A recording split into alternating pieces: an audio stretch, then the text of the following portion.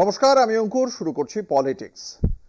ধন্য রাজার পুণ্য দেশ, যেখানে একের পর এক অন্ধকার নামে মানুষের জীবনে, তবু তার মধ্যেও বসন্তের হাওয়ার মতো কখনো ভেসে আসে স্বস্তি। প্রশ্ন ওঠে একই সঙ্গে, তাহলে কি ভোট কিছু নয়? গণতন্ত্র কিছুই নয়? সুপ্রিম কোর্টই শেষ ভরসা? কেন বলছি? কারণ আছে। এই দেশে একের পর এক গুরুত্বপূর্ণ বিল আটকে থাকে লাল ফিতের ফাঁসে, কবরের মতো ঘুমিয়ে থাকে সরকারি দেরাজের অন্ধকারে। দিনের পর দিন যায়, রাতের পর রাত, কিন্তু সেসব বিল আর পাশ হয় না। যেমন ধরুন না, রাজ্য সরকারের অপরাজিতা বিল।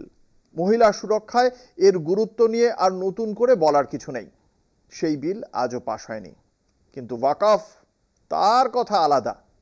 কেন আলাদা সে কথা মোদী সরকারই ভালো জানে।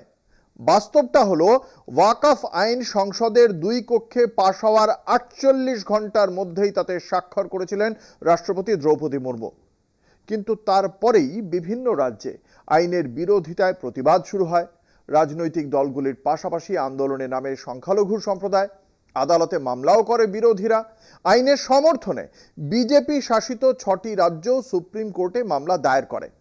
বুধবারের পর সেই মামলাগুলির আজ ফের শুনানি ছিল। আদালতের নির্দেশে পরবর্তী শুনানি পর্যন্ত ঘোষিত ওয়াকফ সম্পত্তিকে বাতিল করা যাবে না।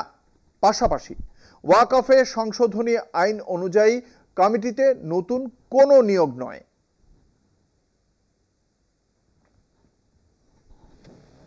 সুপ্রিম কোর্টে কেন্দ্রের ওয়াকফ সংশোধনী আইন 2025-কে চ্যালেঞ্জ জানিয়ে মামলা দায়ের হয়। ওই মামলার শুনানি চলাকালীন প্রধান বিচারপতি সঞ্জীব খান্না, বিচারপতি সঞ্জয় কুমার ও বিচারপতি কেভি বিশ্বনাথনের বেঞ্চে সলিসিটর জেনারেল তুষার মেহতা জানান, আদালত যদি কোনো অন্তর্বর্তীকালীন নির্দেশিকা জারি করে তা হবে বিরলতম। আদালতের প্রশ্নগুলি যথেষ্ট প্রাসঙ্গিক। এ বিষয়ে ইতিহাস বিবেচনা করাটা বাঞ্ছনীয়, তবে আদালতের স্থগিতাদেশ দেওয়ার ক্ষেত্রে আমাদের কোনো সমস্যা নেই। বিচারপতি সঞ্জীব কুমার বলেন, আমরা সামগ্রিক বিষয়ের উপরে কোনো সিদ্ধান্ত গ্রহণ করছি না। সলিসিটর জেনারেল তুষার মেহতা জানান, আমরা আদালতকে আশ্বস্ত করছি, মামলার শুনানি শেষ না হওয়া পর্যন্ত কেন্দ্রীয় ওয়াকফ কাউন্সিল ও রাজ্য ওয়াকফ বোর্ডে অমুসলিমদের নিয়োগ করা হবে না। পূর্ব ঘোষিত ওয়াকফ সম্পত্তির চরিত্র বদল করা হবে না। কেন্দ্রীয় সরকার 7 দিনের মধ্যে হলফনামার মাধ্যমে আদালতের সমস্ত প্রশ্নের জবাব দেবে। প্রধান বিচারপতি সঞ্জীব খান্না জানান, একটি বিশেষ পরিস্থিতির মধ্যে আমরা দাঁড়িয়ে আছি। কিছু অসামঞ্জস্য চোখে পড়ছে, সেই বিষয়গুলিও আমাদের চোখ এড়ায়নি। কিন্তু আমরা চাই না আজ যে পরিস্থিতি রয়েছে তার বদল হোক। 5 বছর ইসলাম চর্চার বিষয়টিতে আমরা স্থগিতাদেশ দিচ্ছি না, কিন্তু এটাও অঘোষিত নিয়ম যে মামলা বিচারাধীন থাকার সময় পরিস্থিতি যেমন ছিল তেমনই থাকবে, যাতে ব্যক্তির অধিকারে ছাপ না পড়ে। আদালতের নির্দেশ। প্রধান বিচারপতি সঞ্জীব খান্নার নির্দেশ, কেন্দ্রের আইনজীবীর আশ্বাস মতো মামলা শুনানি শেষ না হওয়া পর্যন্ত কেন্দ্রীয় ওয়াকফ কাউন্সিল এবং রাজ্য ওয়াকফ বোর্ডে অমুসলিমদের নিয়োগ করা হবে না। পূর্ব ঘোষিত ওয়াকফ সম্পত্তির চরিত্র বদল করা হবে না।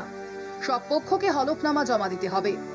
সুপ্রিম কোর্টে ওয়াকফ সংশোধনী আইন নিয়ে মোট 70টি নতুন মামলা দায়ের হয়েছে। অপরদিকে 1995 সালের ওয়াকফ আইনকে চ্যালেঞ্জ করে মামলাগুলি বিচারাধীন। নতুন মামলার পাশাপাশি 1995 সাল এবং 2013 সালে সংশোধিত ওয়াকফ আইন সংক্রান্ত মামলাগুলির শুনানিও এই বেঞ্চে হবে। 5ই মে পরবর্তী শুনানি। ওয়াকফ সংশোধনী আইন মুসলিম স্বার্থবিরোধী বলে অভিযোগ তুলে বড়সড় আন্দোলনের পথে হেঁটেছে সংখ্যালঘু সম্প্রদায়ের একটা বড় অংশ। দেশ জুড়েই বিক্ষোভের আঁচ ছড়িয়ে পড়েছে। বৃহস্পতিবার সুপ্রিম রায়ে আপাতত স্বস্তিতে ওয়াকফ সম্পত্তি। কলকাতা টিভি।